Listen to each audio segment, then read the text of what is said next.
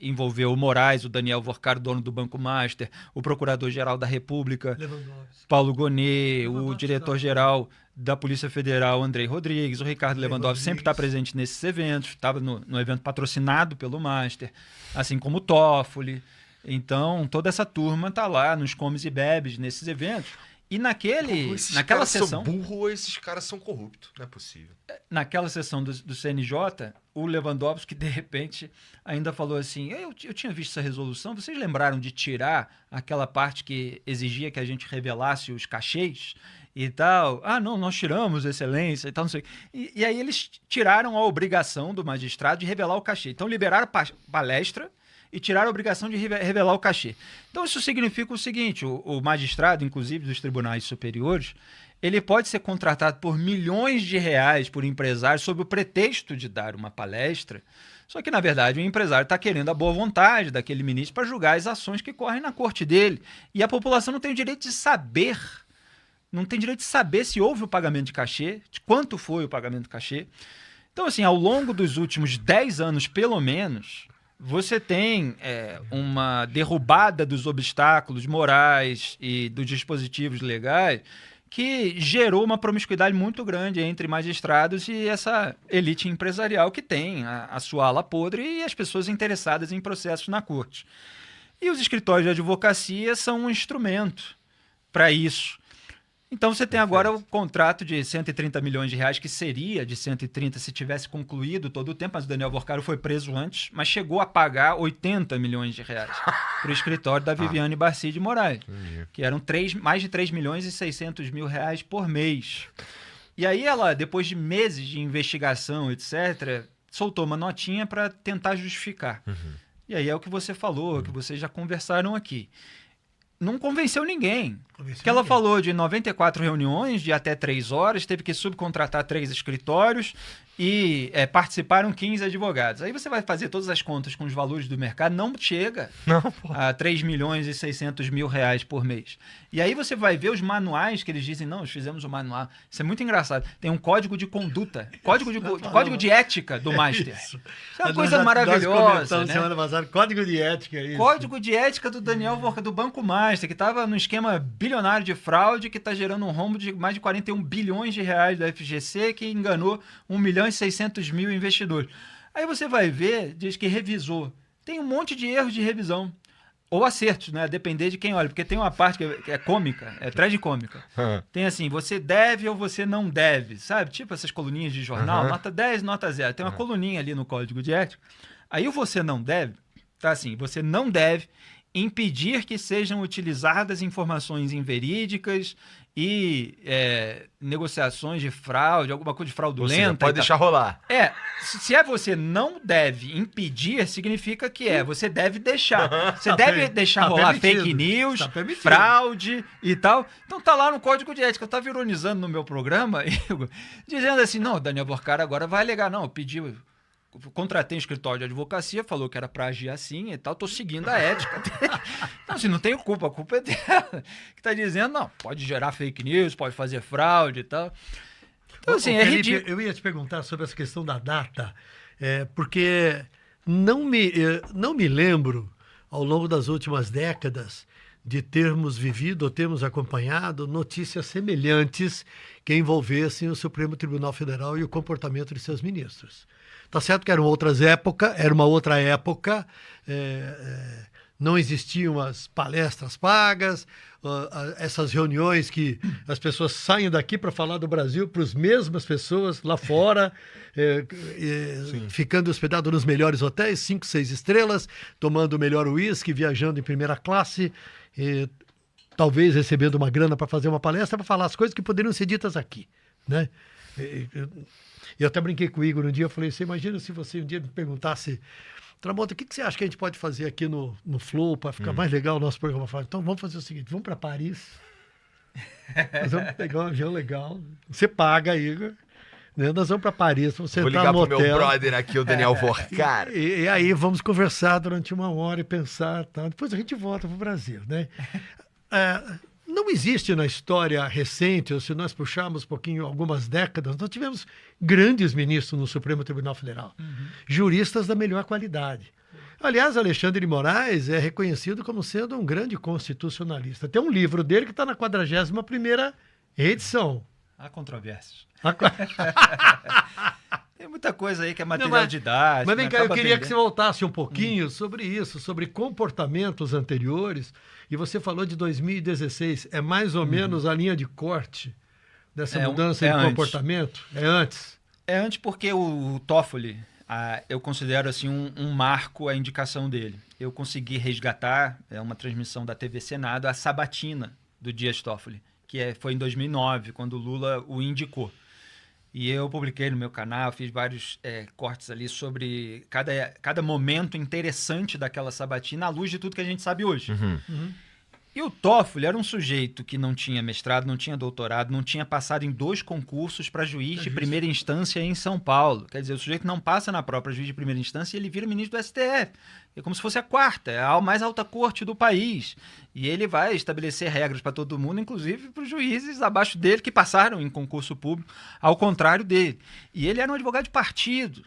Ele não tinha nenhum brilho na sua carreira, nenhuma obra relevante. Ele era um indicado do Lula e um indicado do José Dirceu. Ele tinha sido assessor da Casa Civil do José Dirceu. Nossa, nessa época o Lula podia qualquer coisa, pelo visto, né, cara? Exatamente. Estava ainda com uma popularidade alta, era ali final do 2º mandato. E mesmo depois do escândalo do Mensalão, que foi no primeiro mandato, estourou em 2005, já acontecia um pouco antes, ele acabou sendo reeleito, então teve um aval aí da população, não passa pano para o eleitorado brasileiro. E aí indicou o Toffoli no 2º mandato. Aí você tem um rebaixamento muito grande, porque, assim, no mínimo, as pessoas eventualmente podem incorrer em erro de você indica uma pessoa muito qualificada, mas ela se revela uma pessoa sem caráter. Ela se revela uma pessoa imoral e tal, eventualmente depois. Em geral, não acontece isso. Em geral, a pessoa vai galgando cargos de poder no Brasil em razão da sua flexibilidade moral, para a gente dizer o mínimo, de uma maneira muito generosa. Basta ver aí as presidências das casas legislativas, né? Davi Alcolumbre, Hugo Mota, é o pessoal do Centrão, o pessoal que consente com muita coisa. Para mim era muito doido ver o Renan Calheiros presidente da parada. Então, assim, fora as outras questões que geraram uma degradação muito grande no STF, excesso de judicialização, tem várias questões que estão sendo rastreadas. O Felipe Recondo, por exemplo, tem artigo a respeito disso, tem alguns aspectos ali que eu destacaria mais, outros menos, mas eu acho que a partir de 2019 houve uma derrocada muito grande. Mas não posso deixar de registrar que antes dessa derrocada, em termos de qualificação, já houve uma derrocada quando Gilmar Mendes chegou no Supremo Tribunal Federal. Agora, o Gilmar era muito mais qualificado do ponto de vista acadêmico do que o Toffoli.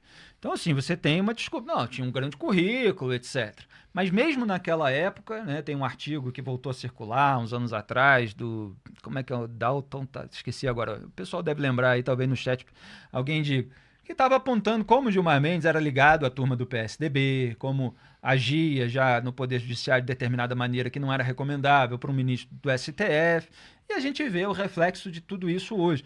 Então, só para concluir, o Senado ser muito frouxo no seu filtro, se acovardar, porque muitos senadores também têm rabo preso, você tem uma bola de neve. E qual é a raiz disso tudo? Para mim, a raiz disso tudo é uma degradação cultural e principalmente ética no Brasil. Então, quando tudo se rebaixa, os piores vão chegando ao poder. Se você não tem pessoas éticas para fazer o filtro, são pessoas com rabo preso que vão querer outra pessoa condescendente, e daqui a pouco você vê uma casta estabelecida que vai travando todas as investigações. Então agora você não tem como avançar, não consegue fazer a CPI do Master, porque o Hugo Mota na Câmara tem rabo preso. Hoje saiu notícia que a cunhada dele levou um empréstimo do Master de 22 milhões de reais.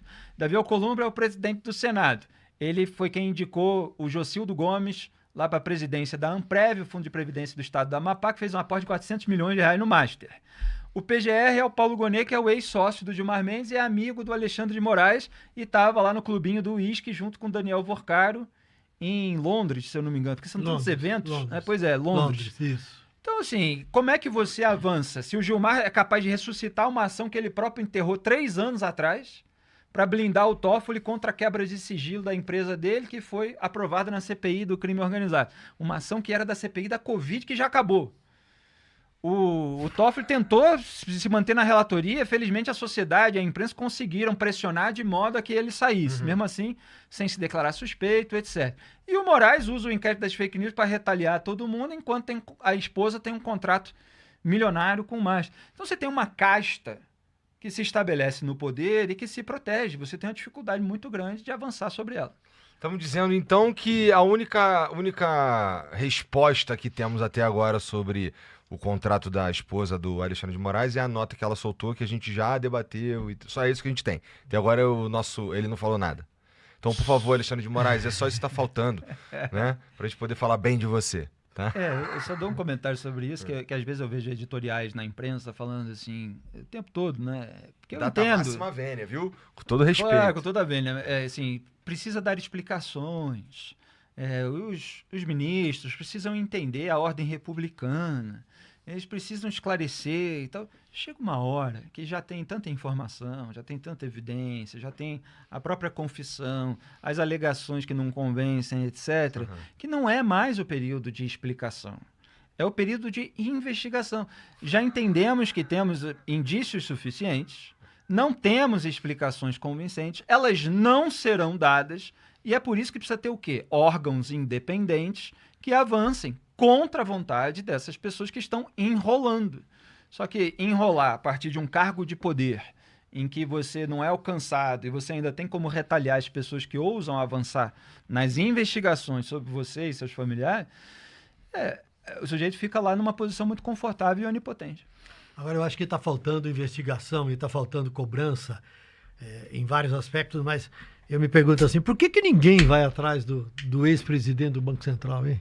Que agora tem o cargo mais importante do Nubank? Por que ninguém vai esperar o cara lá na porta e falar assim, escuta, vem cá, vamos conversar aqui. Abre câmera, vamos conversar aqui. O que o senhor fez? O senhor não sabia nada disso que estava acontecendo? O senhor passou 4 anos que ele ficou? Sim. Foi. Depois ele foi reeleito. São 2 e 2, não são? Não, o mandato não é coincidente com o de presidente da República. Então, o presidente indica, o Jair Bolsonaro indicou o Roberto Campos Neto para o Banco Central, ele fica 2 anos durante o mandato do Bolsonaro e mais 2 durante o mandato do Lula. Isso. Que trocou pelo Gabriel Galípolo. E ninguém vai perguntar para o Roberto Campos Neto, ninguém espera ele no lugar onde ele vai. Eu estou cobrando a imprensa, né? Ninguém vai esperar o cara. E a CVM? Que até agora não falou nada. A CVM tem uma responsabilidade gigantesca em fiscalizar. E as empresas de auditoria, que auditavam todo ano o Banco Master, divulgavam, aí os bancos, né, pagam um caderno gigantesco com 25 páginas com o seu balanço e tal, e tem lá a auditoria,